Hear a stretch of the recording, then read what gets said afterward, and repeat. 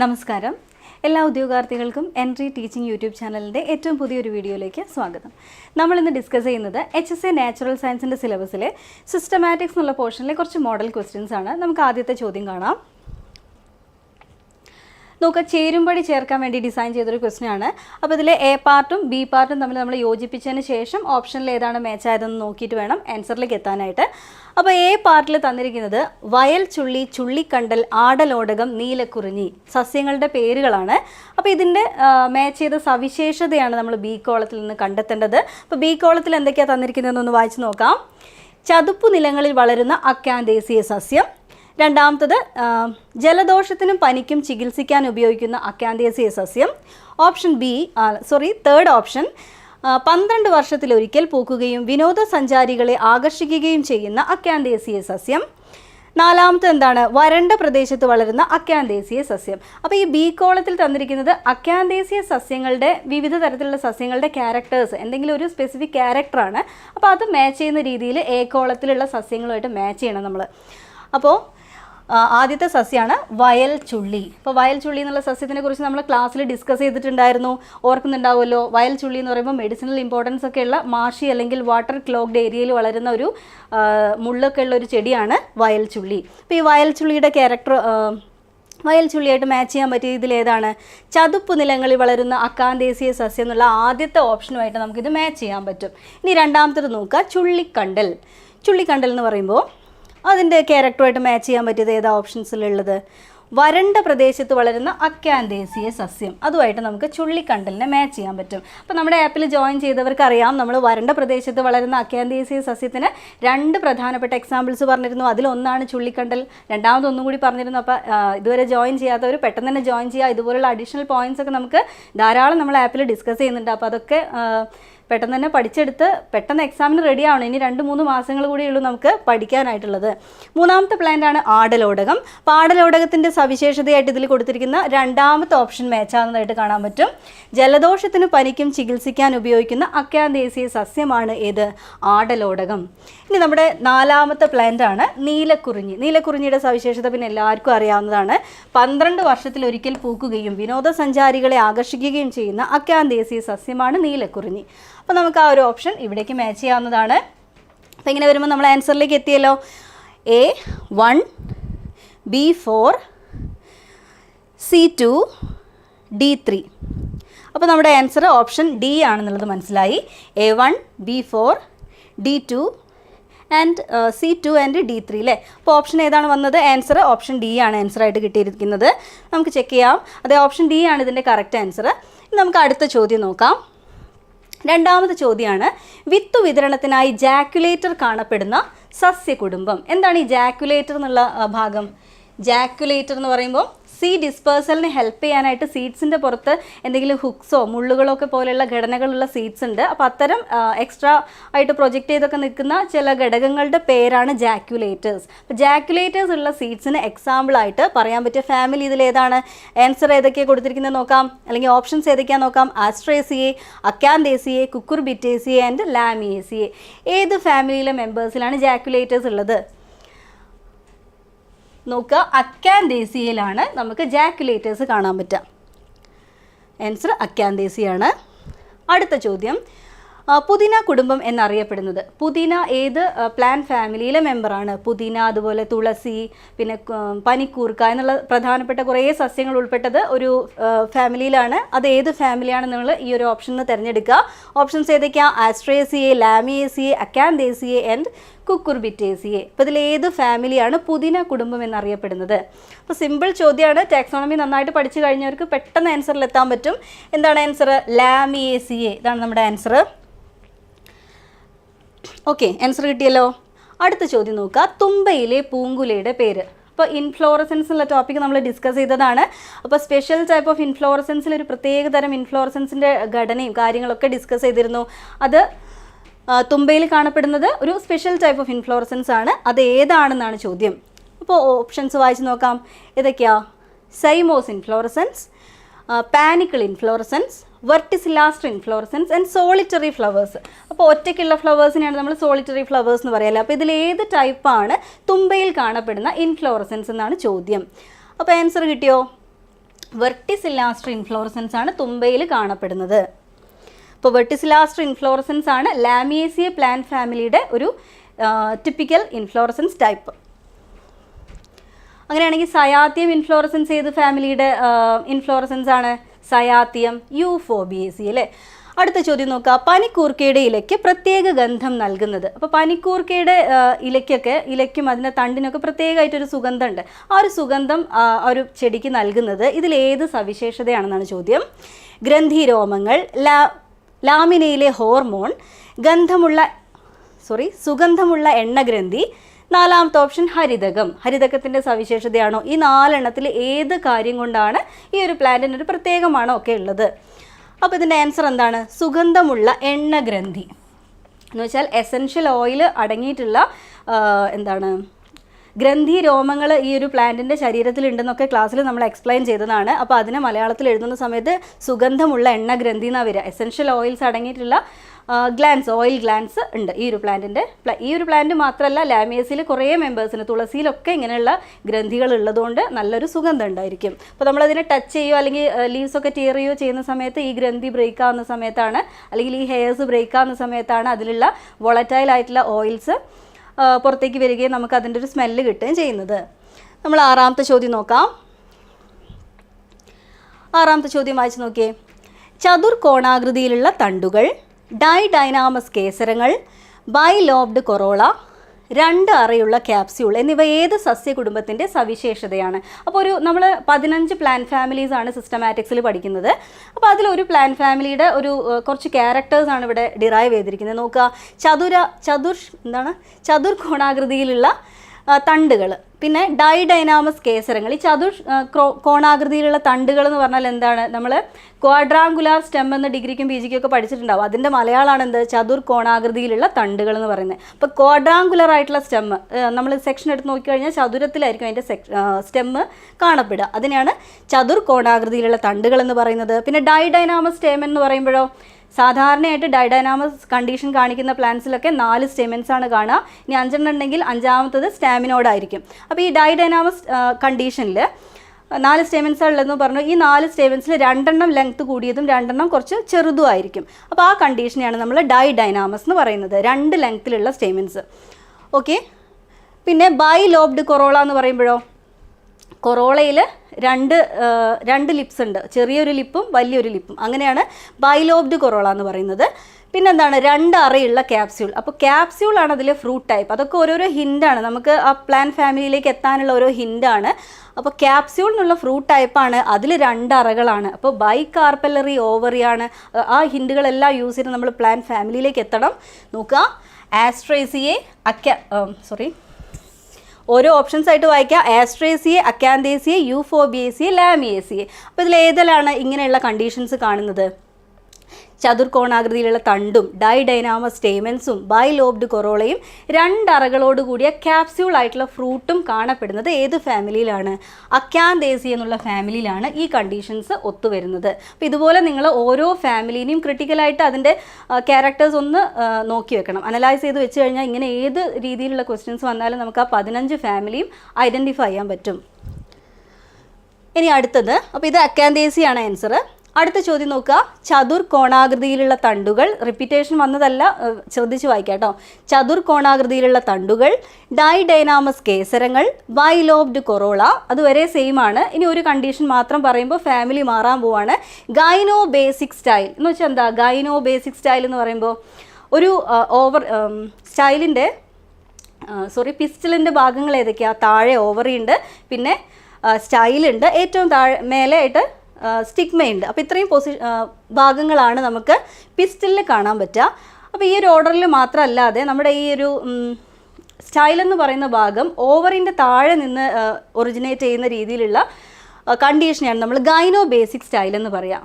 Clear ആയോ? അതായത് style എന്ന് പറയുന്ന ജനിതണ്ട് എന്ന് പറയുന്ന ഭാഗം അണ്ടാശയത്തിൻ്റെ താഴെ നിന്ന് ഉത്ഭവിക്കുന്ന കണ്ടീഷനെയാണ് ഗൈനോ ബേസിക് സ്റ്റൈൽ എന്ന് പറയുക. അപ്പോൾ ഇത്തരം കണ്ടീഷൻസ് എല്ലാം കൂടി ഒത്തുചേർന്ന ഫാമിലി ഇതിൽ ഏത് ഓപ്ഷനാണെന്ന് തിരഞ്ഞെടുക്കണം.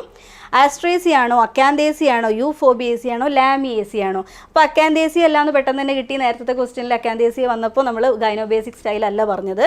അപ്പോൾ അതിനോട് ചേർന്ന് നിൽക്കുന്ന, നമ്മൾ ബെന്തമേൻ ഹുക്കേഴ്സ് ക്ലാസിഫിക്കേഷൻ പഠിച്ചപ്പോൾ ബൈകാർപ്പല്ലേറ്റയിൽ അക്കാന്തേസിയനോട് തൊട്ട് നിൽക്കുന്ന അടുത്ത ഫാമിലി ഏതാണ്?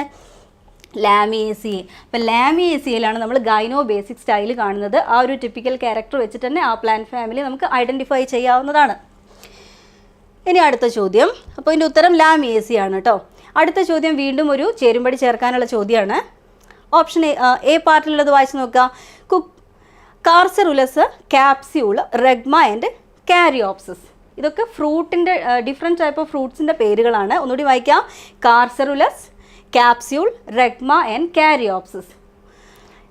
അപ്പോൾ ഇതുമായിട്ട് മാച്ച് ചെയ്യേണ്ടത് നമ്മൾ പ്ലാന്റ് ഫാമിലീസിനെയാണ്. അപ്പോൾ ഓരോ ഫാമിലിയിൽ കാണുന്ന ടിപ്പിക്കൽ ഫ്രൂട്ടിൻ്റെ ടൈപ്പിൻ്റെ പേരായിരിക്കും ഈ ലെഫ്റ്റ് സൈഡിൽ കൊടുത്തിട്ടുണ്ടാവുക. അപ്പോൾ ഇത് മാച്ച് ചെയ്യേണ്ടത് അതിൻ്റെ പ്ലാന്റ് ഫാമിലീസുമായിട്ടാണ്. ഫാമിലീസിൻ്റെ പേരൊന്ന് വായിച്ച് നോക്കിയേ. പോയേസിയെ, അക്കാന്തേസിയെ, യൂഫോബിയേസിയെ ആൻഡ് ലാമിയേസിയെ. അപ്പോൾ ഇത് നമുക്ക് മാച്ച് ചെയ്യണം. കാർസറുലസ് എന്ന് പറയുമ്പോൾ ചിലപ്പോൾ പെട്ടെന്ന് എല്ലാവർക്കും അങ്ങോട്ട് ഓർമ്മ വരണമെന്നില്ല. നമുക്കത് ലാസ്റ്റിലേക്ക് മാറ്റി വെക്കാം. അങ്ങനെയുള്ള നമ്മൾ എക്സാമിന് അറ്റംപ്റ്റ് ചെയ്യുമ്പോൾ ചെയ്യുക. ചേരുംപടിയൊക്കെ ചേർക്കാനുള്ള എല്ലാ ഓപ്ഷൻസും നമുക്ക് എപ്പോഴും സിമ്പിളായിട്ട് കിട്ടിക്കൊള്ളണമെന്നില്ല. അപ്പോൾ ഇത് കുറച്ച് ടഫായിട്ട് ഫീൽ ചെയ്യുന്നുണ്ടെങ്കിൽ അതിനവിടെ വെക്കാം. നമുക്ക് ബാക്കിയുള്ളത് ചെയ്ത് നോക്കാം. ക്യാപ്സ്യൂൾ, ഒരു ക്യാപ്സ്യൂൾ ടൈപ്പ് ഫ്രൂട്ട് കാണുന്നത് നമ്മളിപ്പോൾ നേരത്തെ ഒരു ക്വസ്റ്റ്യൻ ചെയ്തപ്പോൾ നമുക്ക് മനസ്സിലായി അക്കാന്തേസിയയിൽ ക്യാപ്സ്യൂൾ ആണെന്ന് മനസ്സിലായിട്ടുണ്ട്. അപ്പോൾ അത് നമ്മളിവിടെ മാച്ച് ചെയ്തു. പിന്നെ റെഗ്മ എന്നുള്ള ഫ്രൂട്ട് ടൈപ്പ് നമ്മൾ ഷൈസോകാർപ്പിക് ഫ്രൂട്ട്സ് ഒക്കെ പഠിച്ചു കഴിഞ്ഞതാണ്. അപ്പോൾ അതിൽ റെഗ്മ എന്നുള്ള ടൈപ്പ് പറഞ്ഞപ്പോൾ നമ്മളതിന് ടൈപ്പായിട്ട് എക്സാമ്പിളായിട്ട് പറഞ്ഞത് ആവണക്കായിരുന്നു അല്ലേ. ആവണക്ക് ഏത് പ്ലാന്റ് ഫാമിലിയിലെ മെമ്പറാണ്? യൂഫോബിയേസിയിലെ മെമ്പറാണ്. അപ്പോൾ നമുക്ക് റെഗ്മയും യൂഫോബിയേസിയും മാച്ച് ചെയ്യാൻ പറ്റും. ഇനി ബാക്കിയുള്ളത് കാരിയോപ്സിസ് നോക്കിയാൽ കാരിയോപ്സിസ് നമുക്ക് നന്നായിട്ട് അറിയാവുന്നൊരു ഫ്രൂട്ടാണ്. കാരിയോപ്സിസിൻ്റെ പ്രത്യേകതകൾ എന്തൊക്കെയായിരുന്നു? കാരിയോപ്സിസ് എന്ന് പറയുമ്പോൾ അതിൻ്റെ ഫ്രൂട്ട് വോളും സീഡ് കോട്ടും കൂടെ ഫ്യൂസ് ചെയ്തിട്ട് നമുക്ക് സെപ്പറേറ്റ് ചെയ്യാൻ പറ്റാത്ത അത്രയും ഫ്യൂസ് ചെയ്ത് ഒരൊറ്റ സിംഗിൾ ലെയറായിട്ട് ഒരു സിംഗിൾ സീഡിനെ പ്രൊട്ടക്റ്റ് ചെയ്യുന്ന രീതിയിലുള്ള ഒരു ഫ്രൂട്ടിനെയാണ് നമ്മൾ കാരിയോപ്സിസ് എന്ന് പറയുന്നത്. അതിനെ തന്നെയാണ് ഗ്രെയിൻ എന്നും പറയുന്നത്. അപ്പോൾ അത് ഏത് ഫാമിലിയുടെ ഫ്രൂട്ടായിരിക്കും? പോയേസിയെ, ഗ്രാസസിൻ്റെ സീഡാണ് കാരിയോപ്സിസ് എന്നറിയപ്പെടുന്നത്. ഇനിയിപ്പോൾ ബാക്കിയുള്ള ഏതാ? കാർസറുലസ് ആണ്. അപ്പോൾ അത് ലാമിയേസിയുടെ ഫ്രൂട്ടാണ്. അപ്പോൾ അറിയാത്തവർ നോട്ട് ചെയ്ത് വെക്കുക. ലാമിയേസിയയിലുള്ള സ്പെഷ്യൽ ടൈപ്പ് ഓഫ് ഇൻഫ്ലോറസൻസ് ഏതാണെന്ന് നമ്മൾ പറഞ്ഞത്? വെർട്ടിസിലാസ്റ്റർ ആണ്. അപ്പോൾ അതിലെ ഫ്രൂട്ട് ടൈപ്പാണ് കാർസറുലസ്. അപ്പോൾ ഓർത്ത് വെക്കുക കേട്ടോ. പിന്നെ നമ്മൾ ആൻസറിലേക്ക് പോവാണ്. എ മാച്ച് ചെയ്യേണ്ടത് 4 ബി ഓപ്ഷൻ 2. അപ്പോൾ നമ്മൾ ആൻസറിലേക്ക് എത്തി. ഓപ്ഷൻ സി ആണ് ആൻസർ കിട്ടിയല്ലോ. അപ്പോൾ നമ്മൾ 8 ചോദ്യങ്ങൾ ചെയ്തു. 9ാമത്തെ ചോദ്യമാണ് കൂട്ടത്തിൽ പെടാത്തത് ഏത്? അപ്പോൾ ഈ ഓപ്ഷൻസ് വായിച്ച് നോക്കാം. യൂഫോബിയ ആൻറ്റിക്കോറം, യൂഫോബിയ കനാറൻസിസ്, യൂഫോബിയ തിരുക്കള്ളി ആൻഡ് യൂഫോബിയ പൾച്ചറിമ. അപ്പോൾ ഇതിൽ 3 സിമിലറായിട്ട് ക്യാരക്ടേഴ്സ് ഉള്ളതും ഇതിൽ ഒരു ഒറ്റയാനും ആയിരിക്കും. അതിനെയാണ് കണ്ടെത്തേണ്ടത്. അപ്പോൾ ഇതിൽ എന്തെങ്കിലും സിമിലാരിറ്റീസ് ഉണ്ടോ നോക്കിയേ. സിമിലാരിറ്റീസ് ഉണ്ടല്ലേ. ഈ ആദ്യത്തെ 3 സക്കുലൻ പ്ലാന്റ് ടൈപ്സ് ആണ്. സക്കുലൻ പ്ലാന്റ് ബോഡിയുള്ള യൂഫോബിയേസിയൻ മെമ്പേഴ്സാണ് ഈ ആദ്യത്തെ 3 എന്നാൽ ലാസ്റ്റിലത്തെ ഒരു ഷ്രബായിട്ട് നമ്മൾ സാധാരണ ഗാർഡൻ പ്ലാന്റ് ആയിട്ട് കാണുന്ന ഒരു പ്ലാന്റ് ആണ് യൂഫോബിയ പൾച്ചറിമ. ഓക്കെ, അപ്പോൾ നമുക്കിതിൻ്റെ ആൻസറിലേക്ക് എത്താൻ പറ്റിയല്ലോ. ആൻസർ യൂഫോബിയ പൾച്ചറിമയാണ്. ഇനി നമ്മൾ 10ാമത്തെ ചോദ്യം കാണുകയാണ്. 10ാമത്തെ ചോദ്യം വീണ്ടും എങ്ങനത്തെയാണ്? ചേരുംപടി ചേർക്കാനുള്ളൊരു ചോദ്യമാണ്. അപ്പോൾ ഇതിൽ എ പാർട്ടിൽ എന്തൊക്കെയാണ്? പൂച്ചവാലൻ, മൾബറി, ആവണക്ക്, കീഴാർന്നില്ലേ. അപ്പോൾ സസ്യങ്ങളുടെ പേരാണ് ലെഫ്റ്റ് സൈഡിലുള്ളത്. റൈറ്റ് സൈഡിലുള്ളത് എന്താ നോക്കാം. അക്ഷീയ, ഏകാന്ത അല്ലെങ്കിൽ കൂട്ടങ്ങളായിട്ട് കാണുന്ന പുഷ്പങ്ങൾ, പൂവിനെ കുറിച്ചാണ് പറയുന്നത്. 2ാമത്തത് ടെർമിനൽ റസീം, 3ാമത്തത് തൂങ്ങിക്കിടക്കുന്ന സ്പൈക്ക്, 4ാമത്തത് കാറ്റ്കിൻ. അപ്പോൾ ഓരോരോ ടൈപ്പ് ഓഫ് ഇൻഫ്ലോറസൻസ് ആണ് ഈ പറഞ്ഞിരിക്കുന്നത്. റൈറ്റ് സൈഡിൽ പറഞ്ഞിരിക്കുന്നത് ടൈപ്പ് ഓഫ് ഇൻഫ്ലോറസൻസ് ആണ്. ഇനി ഇത് ഈ ആദ്യം പറഞ്ഞിരിക്കുന്ന സസ്യങ്ങളുമായിട്ട് നമുക്ക് മാച്ച് ചെയ്യണം. അപ്പോൾ നമുക്ക് പൂച്ചവാല എന്നുള്ള ചെടി എല്ലാവർക്കും ഫെമിലിയർ ആയിരിക്കും. യൂഫോബിയേസിയയിലുള്ളൊരു പ്ലാന്റ് ആണ്. അപ്പോൾ അതിൽ മൾബറിയുടെ ഒക്കെ ഇല പോലത്തെ ഇലയാണ്. ഇൻഫ്ലോറസൻസ് റെഡ് കളറിൽ ഇങ്ങനെ പെൻഡുലസായിട്ട് താഴേക്ക് ഡ്രൂപ്പ് ചെയ്ത് നിൽക്കുന്ന ഇൻഫ്ലോറസൻസ്, യൂണിസെക്ഷൽ ഫ്ലവേഴ്സൊക്കെ സാധാരണ കാണുന്നൊരു ഇൻഫ്ലോറസൻസ് ആണ്. അപ്പോൾ അത് ഏത് ടൈപ്പ് ഇൻഫ്ലോറസൻസ് ആണ്? തൂങ്ങിക്കിടക്കുന്ന സ്പൈക്കുകളാണ് നമ്മൾ പൂച്ചവാലൻ ചെടിയിൽ കാണുന്നത്. അപ്പോൾ അത് മാച്ച് ചെയ്യാം. അടുത്തത് മൾബറിയിൽ എങ്ങനെയുള്ള ഇൻഫ്ലോറസൻസ് ആയിരുന്നു? മൾബറിയുടെ ഇൻഫ്ലോറസൻസ് ഒരു കാറ്റ്കിൻ ഇൻഫ്ലോറസൻസ് ആണ്. മൾബറിയുടെ ഇൻഫ്ലോറസൻസ് എങ്ങനെയാണ്? കാറ്റ്കിൻ ഇൻഫ്ലോറസൻസ് ആണ്. അപ്പോൾ ഇനി അടുത്ത ഓപ്ഷൻ നോക്കുക. അടുത്ത മൂന്നാമത്തെ ഓപ്ഷനാണ് ആവണക്ക്.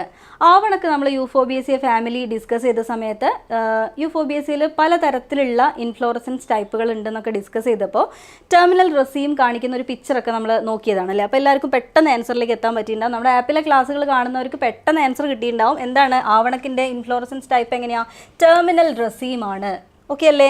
അപ്പോൾ ഇനി ബാക്കിയുള്ളത് കിഴാർനെല്ലിയാണ്. കിഴാർനെല്ലിയിലെ ഇൻഫ്ലോറസൻസ് എങ്ങനെയാണ്? നമ്മൾ കിഴാർനെല്ലിയൊക്കെ എപ്പോഴും കാണുന്നതാണ്. കിഴാർനെല്ലീൻ്റെ ആ ഇലേൻ്റെ താഴെ ചെറിയ ചെറിയ മണികളായിട്ട് ഇങ്ങനെ തൂങ്ങി നിൽക്കുന്നത് കണ്ടിട്ടില്ലേ? അപ്പോൾ ഇത് ഏത് പൊസിഷനിലാണ് അതിൻ്റെ ആ ഒരു അത് ഒറിജിനേറ്റ് ചെയ്ത് നിൽക്കുന്നത്? ലീഫിൻ്റെ ആക്സിൽ നിന്നാണ് അത് ഓരോ ഫ്രൂട്ടും നിൽക്കുന്നത് നമുക്കറിയാം. അതായത് അക്ഷീയമായ പൊസിഷൻ. അക്ഷീയം എന്ന് പറഞ്ഞാൽ ആക്സിലറി ആയിട്ടാണ് അതിൽ ഇൻഫ്ലോറസൻസ് ഉള്ളത്. ഏകാന്തം എന്ന് പറഞ്ഞാൽ എന്താ? ഏകാന്തം എന്ന് പറഞ്ഞാൽ സോളിറ്ററി ഫ്ലവേഴ്സ്. ആക്സിലറി ആയിട്ടുള്ള സോളിറ്ററി അല്ലെങ്കിൽ കൂട്ടങ്ങൾ എന്ന് പറയുമ്പോൾ ക്ലസ്റ്റേഴ്സ്.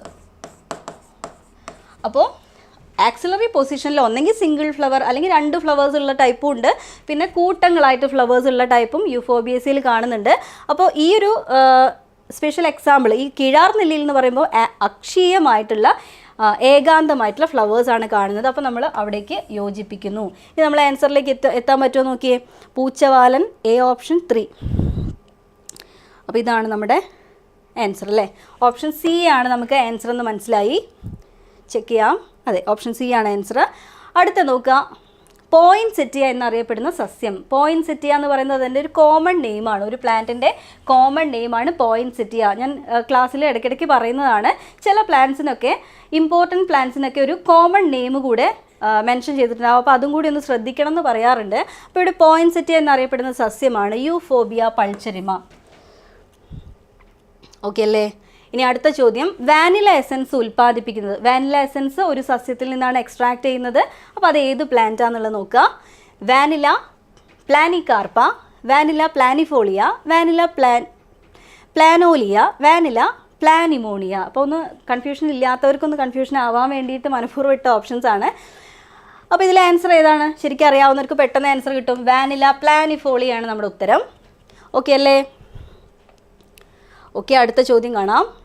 ഓർക്കിഡുകളിലെ കോളം എന്ന ഭാഗം രൂപപ്പെടുന്നത് ഏതെല്ലാം ചേർന്നിട്ടാണ്? അപ്പോൾ ഏതെല്ലാം ഭാഗങ്ങൾ ജോയിൻ ചെയ്തിട്ടാണ് അല്ലെങ്കിൽ യോജിച്ചിട്ടാണ് നമുക്ക് ഈ കോളം എന്നുള്ള ഭാഗം ഓർക്കിഡ് ഫ്ലവേഴ്സിൽ രൂപപ്പെട്ടിട്ടുള്ളതെന്നാണ് ചോദ്യം. അപ്പോൾ ഓപ്ഷൻസിൽ എന്തൊക്കെയാണുള്ളത്? കേസരവും അണ്ടാശയവും, പരാഗിയും അണ്ടാശയവും. ഓപ്ഷൻ സി കേസരവും ജനിതണ്ടും, ഓപ്ഷൻ ഡി പരാഗിയും ജനിതണ്ടും. അപ്പോൾ നമുക്ക് 2 മെയിൽ സെക്സ് ഓർഗൻ്റെയും ഫീമെയിൽ സെക്സ് ഓർഗൻ്റെയും പോർഷൻസ് ഒന്ന് അല്ലെങ്കിൽ വിവിധമായ ഭാഗങ്ങളുണ്ടല്ലോ, അതൊക്കെ അതിൻ്റെയൊക്കെ പേരുകളൊന്നും കൂടി ഒന്ന് ഓർക്കണം. അപ്പോൾ ആദ്യം തന്നെ നമുക്ക് കേസരത്തിൻ്റെ ഭാഗങ്ങൾ നോക്കാം. കേസരത്തിൻ്റെ ഭാഗങ്ങൾ ഏതൊക്കെയാണ്? ഇത് കേസരം അല്ലേ. കേസരത്തിൻ്റെ ഭാഗങ്ങൾ ഏതൊക്കെയാണ്? ഈ മേലെയുള്ളത് ഏതാ? പരാഗി. പരാഗരേണുക്കളെ ക്യാരി ചെയ്യുന്ന ഫെർട്ടൈൽ പോർഷനാണ് പരാഗി. അതിൻ്റെ താഴെയുള്ള ഫിലമെൻറ്റിന് നമ്മൾ എന്തായിരുന്നു മലയാളത്തിൽ പറയുക? തന്തുകം. തന്തുകം എന്ന് പറയുന്നു.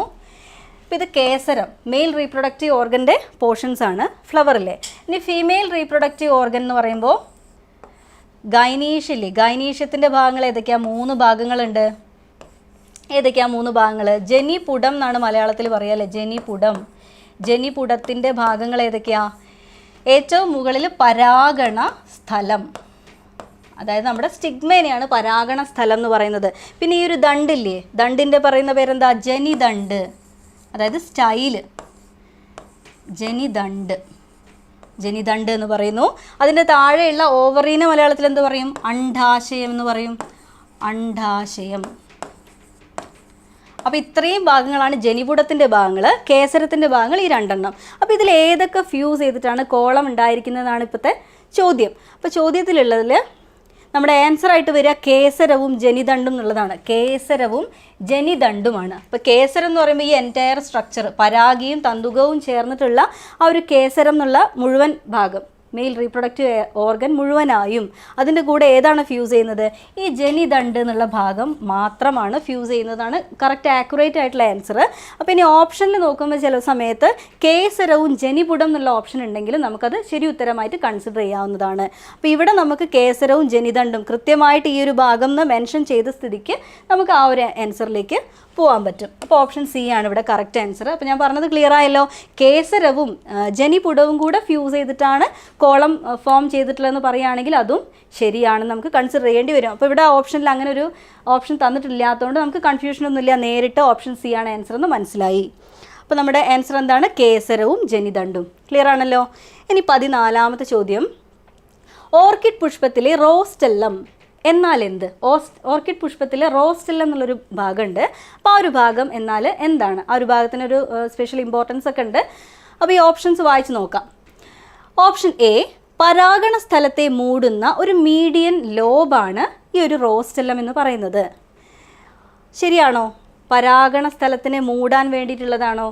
അതെ, സെൽഫ് ഫെർട്ടിലൈസേഷൻ പ്രിവെൻറ്റ് ചെയ്യാൻ വേണ്ടി സ്വന്തം പോളൻ ഗ്രെയിൻസ് സ്വന്തം സ്റ്റിഗ്മയിൽ വന്ന് വീഴുന്നത് പ്രിവെൻറ്റ് ചെയ്യാൻ വേണ്ടിയിട്ടുള്ള ഒരു സ്കിന്നി ലെയറാണ് എന്ത്? ഈ ഒരു റോസ്റ്റെല്ലം എന്ന് പറയുന്നത്. അപ്പോൾ ഈ ഓപ്ഷൻ ശരിയാണ്. രണ്ടാമത്തെ നോക്കുക, പരാഗണ സ്ഥലത്തെ തടയുന്നൊരു ഭാഗം, പരാഗണ സ്ഥലത്തെ ഒന്ന് സെൽഫ് പോളിനേഷൻ പ്രിവെൻറ്റ് ചെയ്യാൻ വേണ്ടി അവിടെ ഒരു മൂടി പോലെ നിൽക്കുന്ന ഒരു ഭാഗമാണ്. അപ്പോൾ ഇതും ശരിയാണ്. ഇനി ഓപ്ഷൻ സി നോക്കുക, ജനിപുടത്തിൽ കാണപ്പെടുന്ന ഒരു നേർത്ത ദളം. അപ്പോൾ ഈ ഒരു ഭാഗം ജനിപുടത്തിൻ്റെ ഭാഗമാണോ കേസരത്തിൻ്റെ ഭാഗമാണോ എന്ന് ആലോചിക്കുമ്പോൾ ജനിപുടത്തിൻ്റെ ഭാഗമാണ്. അപ്പോൾ ഇതും ശരിയാണ്. അപ്പോൾ അതുകൊണ്ട് ഇവയെല്ലാം ശരി എന്നുള്ള ഓപ്ഷൻ ഡി ആണ് നമ്മുടെ ആൻസർ ആയിട്ട് വരിക. കിട്ടിയല്ലോ ആൻസർ. അടുത്തത്, മൈക്രോസ്പെർമയിൽ ഉൾപ്പെട്ട ട്രൈകാർപ്പലറി സിൻകാർപ്പസ് ഓവറിയുള്ള ധാരാളം എപ്പിഫൈറ്റിക് അംഗങ്ങളുള്ള ഒരു സസ്യകുടുംബം. അപ്പോൾ ഈ ക്യാരക്ടേഴ്സൊക്കെ ഒന്ന് അനലൈസ് ചെയ്തിട്ട് ഇത് ഏത് ഫാമിലിയാണ് നമ്മൾ ഐഡൻറ്റിഫൈ ചെയ്യണം. അങ്ങനെയുള്ളൊരു ചോദ്യമാണ്. മൈക്രോസ്പെർമ എന്ന് പറയുമ്പോൾ വളരെ മൈന്യൂട്ടായിട്ടുള്ള സീഡ്സ് ആണ് ഇങ്ങനെയുള്ള പ്ലാന്റ്സിനുള്ളതെന്നാണ് അത് ഇൻഡിക്കേറ്റ് ചെയ്യുന്നത്. മൈക്രോസ്പെർമയുടെ മീനിങ് എന്താ? വളരെ മൈന്യൂട്ടായിട്ടുള്ള സീഡ്സ് ആണ് ഉള്ളത്. പിന്നെ അതിലുൾപ്പെട്ടതാണ് ട്രൈകാർപ്പലറി എന്ന് പറഞ്ഞാലോ 3 കാർപ്പൽസ് യുണൈറ്റ് ചെയ്തത്. സിൻകാർപ്പസ് എന്ന് പറയുമ്പോൾ യൂണിയനെയാണ് സൂചിപ്പിക്കുന്നത്. അപ്പോൾ 3 കാർപ്പൽസ് യുണൈറ്റ് ചെയ്ത കണ്ടീഷനിൽ കാണപ്പെടുന്നൊരു ഓവറിയാണ് ഉള്ളത്. പിന്നെന്താ ക്ലൂ ഉള്ളത്? ധാരാളം എപ്പിഫൈറ്റിക് മെമ്പേഴ്സ് ഉണ്ട്. ധാരാളം എപ്പിഫൈറ്റിക് മെമ്പേഴ്സ് ഉള്ളൊരു ഫാമിലി, ഇത്രയും ക്യാരക്ടേഴ്സ് ഉള്ളൊരു ഫാമിലി ഏതാണ് നമുക്ക് പഠിക്കാനുള്ളത്? ഓർക്കിഡേസിയെ. അപ്പോൾ ഓപ്ഷനിൽ നിന്ന് നമുക്ക് പെട്ടെന്ന് ആൻസറിലേക്ക് എത്താൻ പറ്റി. ഓർക്കിഡേസിയാണ് നമ്മുടെ ആൻസർ. കണ്ടല്ലോ, ഓർക്കിഡേസിയാണ് ഈ ചോദ്യത്തിൻ്റെ ഉത്തരം. ഇനി അടുത്ത ചോദ്യം 16ാമത്തെ ചോദ്യമാണ് നമ്മൾ കാണാൻ പോകുന്നത്. സസ്യകുടുംബം റോസേസിയയ്ക്ക് റോസയും സൊളനേസിയയ്ക്ക് സൊളാനവും വർഗീകരണ അടിസ്ഥാനമായി കണക്കാക്കുന്നു. അതായത് നമ്മൾ സിസ്റ്റമാറ്റിക്സിൽ ഡിസ്കസ് ചെയ്തപ്പോൾ പറഞ്ഞിരുന്നു, ചില പ്ലാന്റ് ഫാമിലീസിന് ഒരു റെഫറൻസ് മെറ്റീരിയൽ അല്ലെങ്കിൽ ഒരു റെഫറൻസ് ടൈപ്പ് സ്പെസിമെൻ ഒക്കെ ഉണ്ടായിരിക്കും. അതിനെ അടിസ്ഥാനമാക്കിയിട്ടായിരിക്കും മറ്റ് പ്ലാന്റ്സിനെയോ അല്ലെങ്കിൽ അതിൻ്റെ താഴോട്ട് വരുന്ന ബാക്കി ഭാഗങ്ങളെ ഡിസ്ക്രൈബ് ചെയ്തിട്ടുണ്ടായിരിക്കുക. പ്രത്യേകിച്ച് അതൊരു ജീനസ്, ഒരു പ്രധാനപ്പെട്ട ജീനസ് ഒക്കെ ആയിരിക്കും അവിടുത്തെ ഒരു ടൈപ്പായിട്ട് ആക്ട് ചെയ്യുന്നുണ്ടായിരിക്കുക. ഓക്കെ, അപ്പോൾ അങ്ങനെ നോക്കുന്നതിന് അങ്ങനെയുള്ള 2 എക്സാമ്പിൾസ് ആണ് റോസേസി എന്നുള്ള ഫാമിലിക്ക് റോസ എന്നുള്ള ജീനസ്, അതുപോലെ സൊളനേസി എന്നുള്ള ഫാമിലിക്ക് സൊളാനം എന്നുള്ള ഒരു ജീനസ്. അപ്പോൾ ഈ ജീനസുകൾ അറിയപ്പെടുന്നത്, അപ്പം അങ്ങനെ റെഫറൻസ് മെറ്റീരിയലായിട്ട് നിൽക്കുന്ന പ്രധാനപ്പെട്ട ജീനസുകളായിട്ട് ആക്ട് ചെയ്യുന്ന റോസയും സൊളാനത്തിനെയും നമ്മൾ പറയുക ഏത് പേര് ഉപയോഗിച്ചിട്ടായിരിക്കും? നോക്കുക, ടൈപ്പ് സ്പെസിമെൻ എന്ന് പറയുന്നതാണോ കൂടുതൽ കറക്റ്റ്? ടൈപ്പ് ജീനസ് എന്ന് പറയുന്നതാണോ കറക്റ്റ്? ജീനസ് ടൈപ്പ് എന്ന് പറയുന്നതാണോ കറക്റ്റ്? അതല്ലെങ്കിൽ സ്പെസിമെൻ ടൈപ്പ് എന്ന് പറയുന്നതാണോ കൂടുതൽ കറക്റ്റ്? അപ്പോൾ ആക്യുറേറ്റ് ആയിട്ട് ഏറ്റവും ആപ്റ്റായിട്ട് നമുക്കിതിൽ ഏത് പേരാണ് അതിനോട് യോജിക്കുക എന്നുള്ളതാണ് കണ്ടെത്തേണ്ടത്. അപ്പോൾ ആൻസർ ഏതാ വരിക? ടൈപ്പ് ജീനസ് ആണ് വരിക. അപ്പോൾ ടൈപ്പ് ജീനസ് എന്നുള്ളത് ഇവിടെ ഇല്ലായിരുന്നെങ്കിൽ ടൈപ്പ് സ്പെസിമെൻ ആയിരുന്നു നമ്മുടെ കറക്റ്റ് ആൻസർ. അപ്പോൾ ഇത് ടൈപ്പ് ജീനസ് ആവാൻ കാരണം എന്താണ്? ഇവിടെ റെഫറൻസ് മെറ്റീരിയലായിട്ട് ഉപയോഗിക്കുന്നത് ആ ഒരു ജീനസിനെയാണ്. ആ ഒരു ഫാമിലിയിലെ ഏറ്റവും പ്രധാനപ്പെട്ട, എല്ലാ ഡിസ്ക്രിപ്ഷനും ആധാരമായിട്ട് നിൽക്കുന്ന പ്രധാനപ്പെട്ട ടൈപ്പ് സ്പെസിമെൻ ആ ഒരു ടൈപ്പ് ജീനസ് ആയതുകൊണ്ടാണ് നമ്മളിവിടെ ആൻസർ ടൈപ്പ് ജീനസ് എന്ന് എടുത്തത്. ഇനി 17ാമത്തെ ചോദ്യം നോക്കാം. ആൻസർ കിട്ടിയല്ലോ. 17ാമത്തെ ചോദ്യം വീണ്ടും നമുക്ക് എങ്ങനെയാണ് ചേരുംപടി ചേർക്കാനുള്ളൊരു ചോദ്യമാണ്. അപ്പോൾ ഇങ്ങനത്തെ ചോദ്യങ്ങൾ കൂടുതൽ ഇടാൻ കാരണം നമുക്ക് 4 ഫാക്റ്റ് 5 ഫാക്റ്റൊക്കെ ഒന്നിച്ച് ക്ലബ് ചെയ്തിട്ട് ഡിസ്കസ് ചെയ്ത് പോകാമെന്നുള്ളതുകൊണ്ടാണ് ഇങ്ങനത്തെ ഒരു ചോദ്യം ഇടുന്നത്. അപ്പോൾ ഇതിൽ എ പാർട്ടിൽ molecular taxonomy, cyto taxonomy, chemo taxonomy, numerical ടാക്സോണമിയാണ് കൊടുത്തിരിക്കുന്നത്. അതിൻ്റെ സവിശേഷതകളാണ് റൈറ്റ് സൈഡിലുള്ളത്. അപ്പോൾ ഓരോ സവിശേഷതയും വായിച്ചിട്ട് നമുക്ക് അതുമായിട്ട് മാച്ച് ചെയ്യാൻ പറ്റുമോ നോക്കാം. ക്രോമസോമിൻ്റെ ഘടനയും നമ്പറും.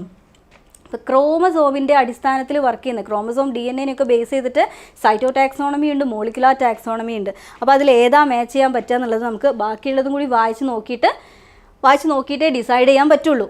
അപ്പോൾ നമുക്ക് താഴത്തെയും കൂടി ഒന്ന് നോക്കാം. ഇത് മാർക്ക് ചെയ്യാൻ നമ്മൾ അധികം തിരക്ക് കൂട്ടേണ്ട, അത് അവിടെ നിൽക്കട്ടെ. രണ്ടാമത്തെ നോക്കാം, ജൈവരാസ സംയുക്തങ്ങൾ. അപ്പോൾ നമ്മുടെ സെക്കൻഡറി മെറ്റബോളൈറ്റ്സ് ഒക്കെ ആയിട്ടുള്ള ഫിനോൾസ്, ആൽക്കലോയിഡ്സ്, ടെർപിനോയിഡ്സ് അങ്ങനെയുള്ള കുറേ കോമ്പൗണ്ട്സ് പ്ലാന്റിൻ്റെ സെൽസിൻ്റെ അകത്തുണ്ടായിരിക്കും. അപ്പോൾ അതിൻ്റെയൊക്കെ അടിസ്ഥാനത്തിൽ പ്രസൻ്റ് ആണോ ആബ്സെൻ്റ് ആണോ, ഇനി എത്രത്തോളം അളവിലുണ്ട്, ഇനി അതല്ല ഏതെങ്കിലും സ്പെഷ്യൽ കെമിക്കൽസ് ഒക്കെ പ്രസൻ്റ് ആണോ എന്നതിൻ്റെയൊക്കെ അടിസ്ഥാനത്തിൽ ടാക്സോണമി ചെയ്യുമ്പോൾ ആ ഒരു ബ്രാഞ്ചിനെ നമ്മൾ എന്താ പറയുക, കീമോ ടാക്സോണമി എന്നാണ് പറയുക. അപ്പോൾ അതാണ് ഇവിടെ മാച്ച് ചെയ്യേണ്ട ഓപ്ഷൻ. ഈ ജൈവരാസ സംയുക്തങ്ങളുമായിട്ട് മാച്ച് ചെയ്യേണ്ടത് കീമോ ടാക്സോണമിയാണ്. അടുത്ത ഓപ്ഷൻ നോക്കുക, ഒരു വലിയ കൂട്ടം സ്വഭാവ സവിശേഷതകളുടെ സ്റ്റാറ്റിസ്റ്റിക്കൽ വിശകലനം. എന്ന് വെച്ചാൽ നമ്മൾ ഒരുപാട് ക്യാരക്ടേഴ്സിനെ ഒന്നിച്ച് അനലൈസ് ചെയ്യുമ്പം, ഇപ്പോൾ ഒരു 100 കണക്കിന് ക്യാരക്ടേഴ്സൊക്കെ ഉണ്ടെങ്കിൽ അത് പേപ്പറിൽ ഇങ്ങനെ എഴുതി കാൽക്കുലേറ്റ് ചെയ്ത് കൊണ്ടുവരിക എന്നുള്ളത് ഹ്യൂമൻലി പോസിബിൾ അല്ല. അപ്പോൾ നമ്മളൊരു കമ്പ്യൂട്ടറിൻ്റെ ഹെൽപ്പോട് കൂടി എന്നാണ് പഠിക്കുന്നത് തിയറിയിൽ. പക്ഷേ സോഫ്റ്റ്വെയർ അസിസ്റ്റഡ് ആയിട്ട് ചെയ്യുന്ന ഒരു ടാക്സോണമിക് ഒരു ബ്രാഞ്ച് ഉണ്ട്, അതിനെയാണ് നമ്മൾ ന്യൂമറിക്കൽ ടാക്സോണമി എന്ന് പറയുന്നത്. അതാണ് ഇവിടെ മാച്ചായിട്ട് വരിക. അപ്പോൾ ധാരാളം ക്യാരക്ടേഴ്സ് ഉണ്ട്. ഈ എല്ലാ ക്യാരക്ടേഴ്സിനും ഈക്വൽ വെയിറ്റേജ് ആണ് കൊടുക്കുന്നതെന്നും കൂടി ഓർക്കുക.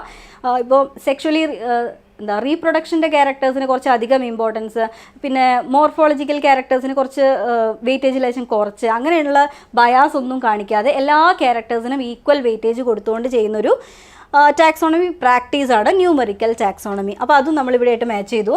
ഇനി DNA, RNA, പ്രോട്ടീൻ ശ്രേണികൾ. അപ്പോൾ ഇങ്ങനെ കാണുമ്പോൾ അത് തീർച്ചയായിട്ടും മോളിക്കുലാർ ടാക്സോണമി ആയിട്ടാണ് മാച്ച് ചെയ്യാൻ പറ്റുക. അപ്പോൾ നമുക്ക് ഇനി ഒന്ന് മാത്രമേ ബാക്കിയുള്ളൂ, അതേതാ, സൈറ്റോ ടാക്സോണമിയാണ്. അതുമായിട്ട് ക്രോമസോമിൻ്റെ ഘടനയും നമ്പറും നമുക്ക് മാച്ച് ചെയ്യാൻ പറ്റും. അപ്പോൾ നമ്മൾ ആൻസറിലേക്ക് എത്തിയല്ലോ. എ ഓപ്ഷൻ മാച്ച് ചെയ്യേണ്ടത് 4ാമത്തെ ഓപ്ഷനുമായിട്ടാണ്. പിന്നെ ബി ഏതുമായിട്ടാണ് മാച്ച് ചെയ്യേണ്ടത്, B1, C2. അപ്പോൾ ആൻസർ നമുക്ക് ഓപ്ഷൻ ഡി ആണെന്ന് മനസ്സിലായി. ഓക്കെ, ഇനി നമ്മൾ 18ാമത്തെ ചോദ്യം നോക്കുകയാണ്. നാഷണൽ ബൊട്ടാണിക്കൽ റിസർച്ച് ഇൻസ്റ്റിറ്റ്യൂട്ട്, ഇന്ത്യയിലുള്ള നാഷണൽ ബൊട്ടാണിക്കൽ റിസർച്ച് ഇൻസ്റ്റിറ്റ്യൂട്ട് സ്ഥിതി ചെയ്യുന്നത് എവിടെയാണെന്നാണ് ചോദ്യം. അപ്പോൾ ഡൽഹി, മുംബൈ, ലക്നൗ, കൊൽക്കത്ത, ഇതിലെവിടെയാണ്? ഇത് SCRT കണ്ടന്റിൽ നിന്ന് എടുത്ത ചോദ്യമാണ് കേട്ടോ. അപ്പോൾ ഇതുപോലെയുള്ള ചോദ്യങ്ങൾ നല്ല ഡയറക്റ്റായിട്ട് SCRT നിന്ന് എടുക്കുന്ന ചോദ്യങ്ങൾ നമുക്കൊരു 40-40% നമ്മൾ HSAക്ക് പ്രതീക്ഷിക്കണം. 100 തവണ പറയുന്നതാണ്. അപ്പോൾ നിങ്ങൾ SCRT നന്നായിട്ട് തറവായിട്ട് വായിച്ചോളണം കേട്ടോ. അപ്പോൾ ഈ ചോദ്യത്തിൻ്റെ ഉത്തരം ലക്നൗ ആണ് ആൻസർ. ഓക്കെ അല്ലേ? 18ാമത്തെ ചോദ്യം, സെൻട്രൽ നാഷണൽ ഹെർബേറിയം ഹൗറ പരിപാലിക്കുന്നത് ഏത് ഏജൻസിയാണിതിൽ സെൻട്രൽ നാഷണൽ ഹെർബേറിയം മെയിൻറ്റെയിൻ ചെയ്യുന്നത്? ഓപ്ഷൻസ് നോക്കാം. പരിസ്ഥിതി, വനം, കാലാവസ്ഥ വ്യതിയാന മന്ത്രാലയം, botanical survey of India BSI ആണോ മെയിൻറ്റെയിൻ ചെയ്യുന്നത്, അല്ലെങ്കിൽ ഇന്ത്യ ഗവൺമെൻറ് ആണോ? ഇനി ഇവയൊന്നുമല്ല. ഇതിൽ ഏത് ഓപ്ഷനാണ് ഇതിന് മാച്ചായിട്ട് വരിക? Botanical survey of India BSI ആണ് സെൻട്രൽ നാഷണൽ ഹെർബേറിയം മെയിൻറ്റെയിൻ ചെയ്യുന്നത്. ഇതൊക്കെ SCRT കണ്ടന്റ് എന്നുള്ള ക്വസ്റ്റ്യൻസ് ആണ്. ആൻസർ കിട്ടുന്നുണ്ടല്ലോ. 20ാമത്തെ ചോദ്യം നോക്കുക. ഒരു പ്രത്യേക പ്രദേശം, സംസ്ഥാനം, രാജ്യം അല്ലെങ്കിൽ ആവാസ വ്യവസ്ഥയിൽ ഉൾപ്പെടുന്ന എല്ലാ സസ്യങ്ങളുടെയും വിശദമായ വിവരണങ്ങൾ സസ്യജാല വിവരണം നൽകുന്നു. അത് ശരിയാണോ തെറ്റാണോ എന്നുള്ളത് നമ്മൾ എക്സാമിന് ഇങ്ങനത്തെ ചോദ്യങ്ങൾ അറ്റംപ്റ്റ് ചെയ്യുമ്പം ശരിയാണോ തെറ്റാണോ എന്ന് ഫീൽ ചെയ്യുന്നത് അത് വേഗം ഇവിടെ മാർക്ക് ചെയ്ത് വെക്കണം. അതിന് ശേഷം വേണം നമ്മൾ അടുത്ത ഓപ്ഷൻ വായിക്കാൻ. അല്ലെങ്കിൽ ആദ്യത്തേത് എന്താണ് നമ്മൾ ചിന്തിച്ചതെന്ന് രണ്ടാമത്തെ വായിക്കുമ്പോഴത്തേക്ക് മറന്നു പോകും. അപ്പോൾ നമ്മുടെ സമയം വെറുതെ നഷ്ടപ്പെടും. അപ്പോൾ നമ്മളിത് വായിച്ചതിന് ശേഷം ഒന്ന് ഓർക്കുക, സസ്യജാല വിവരണം എന്ന് പറയുമ്പോൾ അത് എന്തിനെക്കുറിച്ചാണ് പറയുന്നത്? ഫ്ലോറയാണ്. ഫ്ലോറയുടെ ക്യാരക്ടറിസ്റ്റിക്സ് എന്തൊക്കെയാണ്? നമ്മൾ ഏതെങ്കിലും ഒരു ഡിഫൈൻഡ് ആയിട്ടുള്ള ഒരു പ്ലേസിൽ ഉള്ള പ്ലാന്റ്സിൻ്റെ ഡിസ്ക്രിപ്ഷൻ, സയൻറ്റിഫിക് നെയിം, അങ്ങനെയുള്ള എല്ലാ ഡീറ്റെയിൽസും, പിന്നെ സെലക്റ്റഡ് ആയിട്ടുള്ള കുറേ എണ്ണത്തിൻ്റെ ഇല്ലുസ്ട്രേഷൻസ്, ഡിസ്ട്രിബ്യൂഷൻ എന്നുള്ള ഒരുപാട് ഡേറ്റ പ്രൊവൈഡ് ചെയ്യുന്ന കീ, ഐഡൻറ്റിഫിക്കേഷൻ കീ, അങ്ങനെയുള്ള ഒരുപാട് ഡേറ്റ പ്രൊവൈഡ് ചെയ്യുന്ന ഒരു ലിറ്ററേച്ചറാണ് എന്ത്? ഫ്ലോറ എന്ന് പറയുന്നത്. അപ്പോൾ ഈ ഒരു ഓപ്ഷൻ ശരിയല്ലേ? പ്രത്യേക പ്രദേശത്തിനെ അടിസ്ഥാനമാക്കിയിട്ട് തന്നെയാണ് ഫ്ലോറ ഓഫ് വയനാട് ഉണ്ട്, ഫ്ലോറ ഓഫ് കേരള ഉണ്ട്, അതുപോലെ ഫ്ലോറ ഓഫ് കേരള ഉണ്ട്, ഫ്ലോറ ഓഫ് ഇന്ത്യ, അങ്ങനെ എല്ലാം ഉണ്ട്. അപ്പോൾ അത് ഓരോരോ ഏരിയനെ ബേസ് ചെയ്തിട്ടാണ് ഉള്ളതെന്ന് മനസ്സിലായി. അപ്പോൾ ഈ ഒരു ഓപ്ഷൻ ശരിയാണ്. അടുത്ത് നോക്കുക, ഒരൊറ്റ സസ്യ ജീനസ് അല്ലെങ്കിൽ സസ്യ കുടുംബം അല്ലെങ്കിൽ എന്താ ഗ്രൂപ്പ്, അതായത് ഒരൊറ്റ ടാക്സയുടെ വിശദാംശങ്ങൾ കേന്ദ്രീകരിച്ചുള്ള ആഴത്തിലുള്ള പഠനങ്ങളാണ് മാനുവൽസ് അല്ലെങ്കിൽ ലഘുഗ്രന്ഥം. അത് ശരിയാണോ?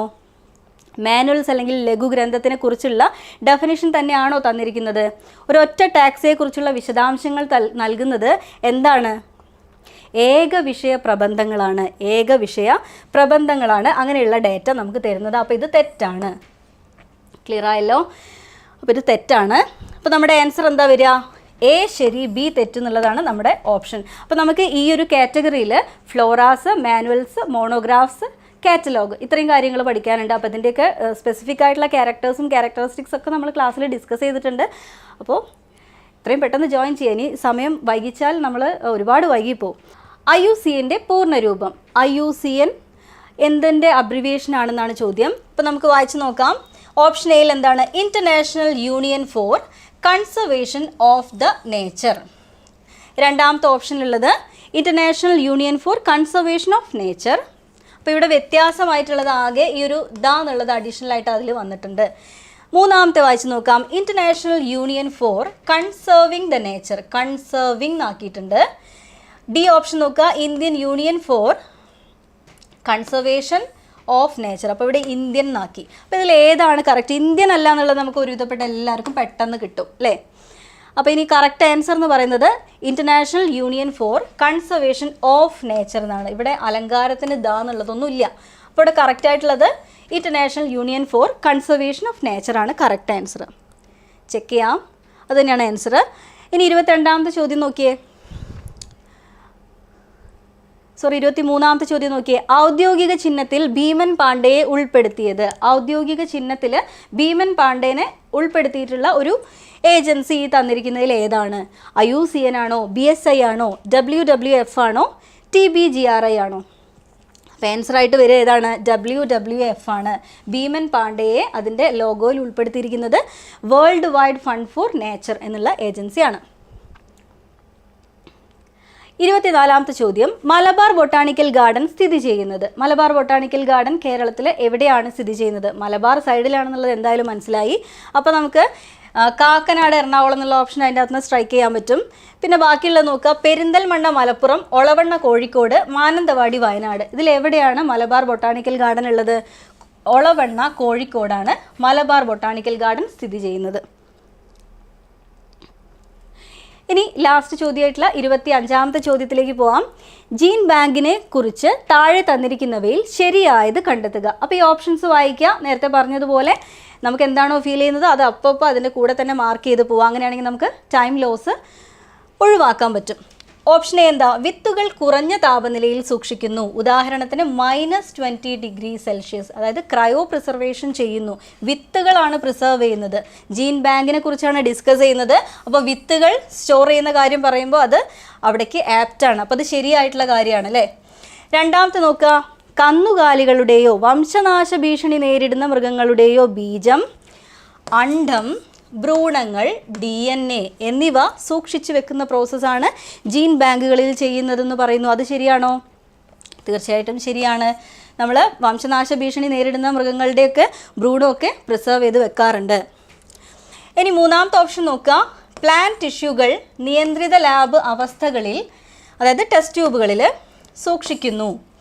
പ്ലാന്റിൻ്റെ ടിഷ്യൂകൾ, അതായത് വെജിറ്റേറ്റീവ്ലി പ്രൊപ്പഗേറ്റ് ചെയ്യുന്ന പ്ലാന്റ്സിൻ്റെ ഒക്കെ ആണെങ്കിൽ സീഡ്സ് നമുക്ക് അവൈലബിൾ അല്ലല്ലോ. അപ്പം അങ്ങനെ സീഡ്സ് ഇല്ലാത്ത സ്ഥിതിക്ക് നമുക്കതിൻ്റെ കട്ടിങ്സോ അങ്ങനെയുള്ള ഭാഗങ്ങളായിരിക്കും വെജിറ്റേറ്റീവ്ലി പ്രൊപ്പഗേറ്റ് ചെയ്യാൻ വേണ്ടി ടിഷ്യൂസും കാര്യങ്ങളൊക്കെയാണ് നമ്മൾ പ്രിസർവ് ചെയ്യുക. അപ്പോൾ ആ രീതിയിൽ നോക്കുമ്പോൾ ഓപ്ഷൻ സിയും ശരിയാണെന്ന് മനസ്സിലായി. പിന്നെ വേറൊരു കാര്യമുള്ളത്, ഇതുപോലത്തെ ചോദ്യമാകുന്ന സമയത്ത് നമുക്ക് ആദ്യത്തെ 2 വായിക്കുമ്പോൾ രണ്ടും ഷുവറായിട്ടും ശരിയെന്ന് തന്നെയാണ് ഫീൽ ചെയ്യുന്നതെങ്കിൽ നമുക്ക് എല്ലാം ശരിയാണെന്നുള്ള ഓപ്ഷനിലേക്ക് സുഖമായിട്ട് പോകാൻ പറ്റും. പക്ഷെ നമ്മൾ 3ഉം വായിച്ച് വെരിഫൈ ചെയ്യുന്നത് തന്നെയാണ് സേഫ്. അപ്പോൾ നമ്മൾ 3 ശരിയായ സ്ഥിതിക്ക് നമുക്ക് ഇവയെല്ലാം എന്നാണ് ആൻസർ എന്ന് മനസ്സിലായി. അപ്പോൾ നമ്മൾ ആൻസർ കൺഫേം ചെയ്തു. അപ്പോൾ അത് തന്നെയാണ് ആൻസർ.